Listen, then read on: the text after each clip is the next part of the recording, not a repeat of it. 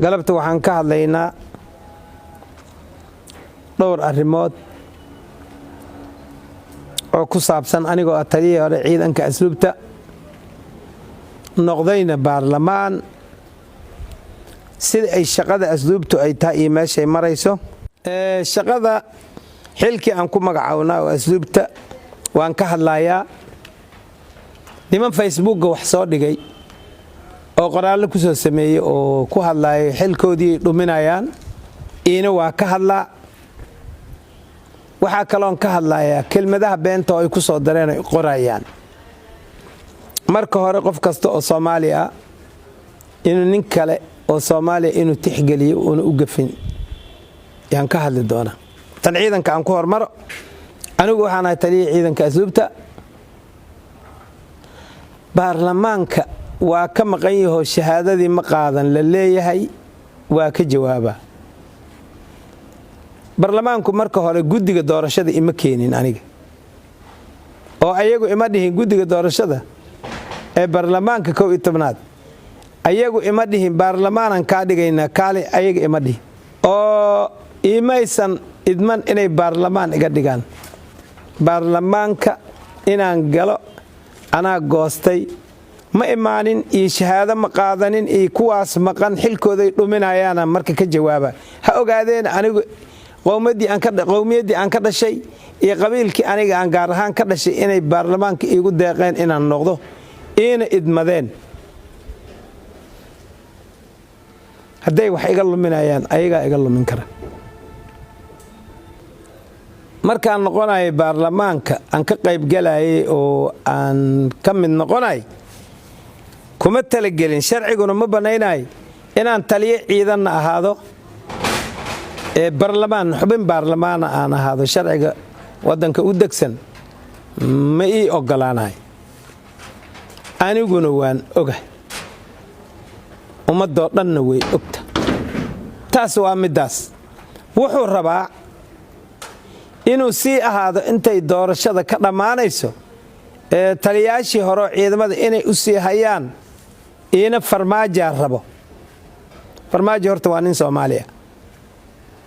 waana nin saacadan hadda aan joogno madaxweynaha xilkaan asiga ayaa xaq u leh ama qaada ama dhiiba marka ayadoo taas la og yahay farmaajo raba xogaa waa ka qurxanayd kelmadda in loo dhigo madaxweynihi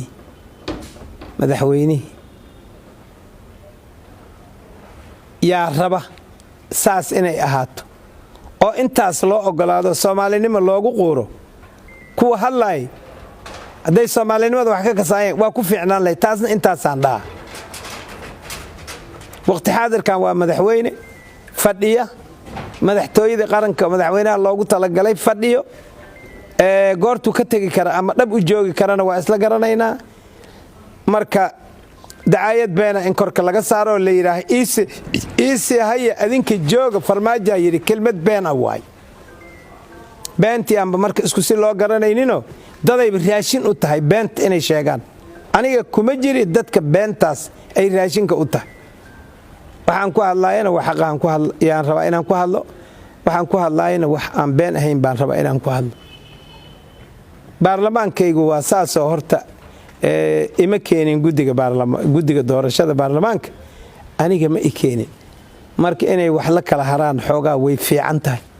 ayaga laftooda xilkoodii waa dhamaaday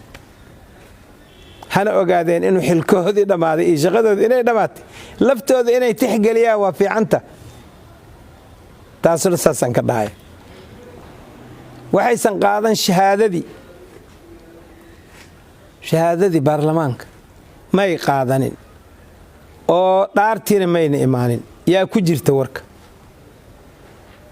oo loo dhigaayo waxa u diiday madaxweyne farmaajo ani madaxweyne farmaajo ima diidin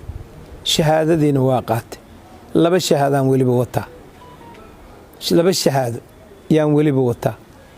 meeshii deegaan doorashadayda ahayd shahaada la iga soo siiyay waa wataa tii halkan oo dawladda dhexe ay dhiibayso guddiga doorashada ay dhiibayeen ina waa wataa labadaba waa haystaa dhaarta in lagu dhaqmo aan la rabin oo la boobayana in ayadana diyaaraan u ahay ummadaasan ka mid ahay waqtigeedan dhaarana kaliya waxa iga sii maqan haddana kaarkii la qaadanay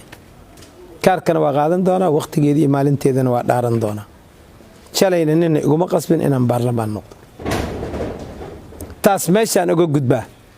waxa kale aflagaadana waa qaanaa iyo xilkiisu ku waaya xil ninkii ii dhiibtay iga qaadi kara nin iska soo socdaba igama qaadi karo shaqada waxaan uga tagay oo ku wareejiyay tali xigeenkii ciidanka asluubta sareeyo guuta Cabdikariin Cali Afrax meel hadduu taliyaha ka tago tali xigeenka yaa qabanay taas baabkeedana sharciga ogol waa saas ana nin sharciga diidan ma inta dawlad la dhisay oo cid kale ay dawladdu u soo magacaabanayso isaga marka isagaan ku wareejinay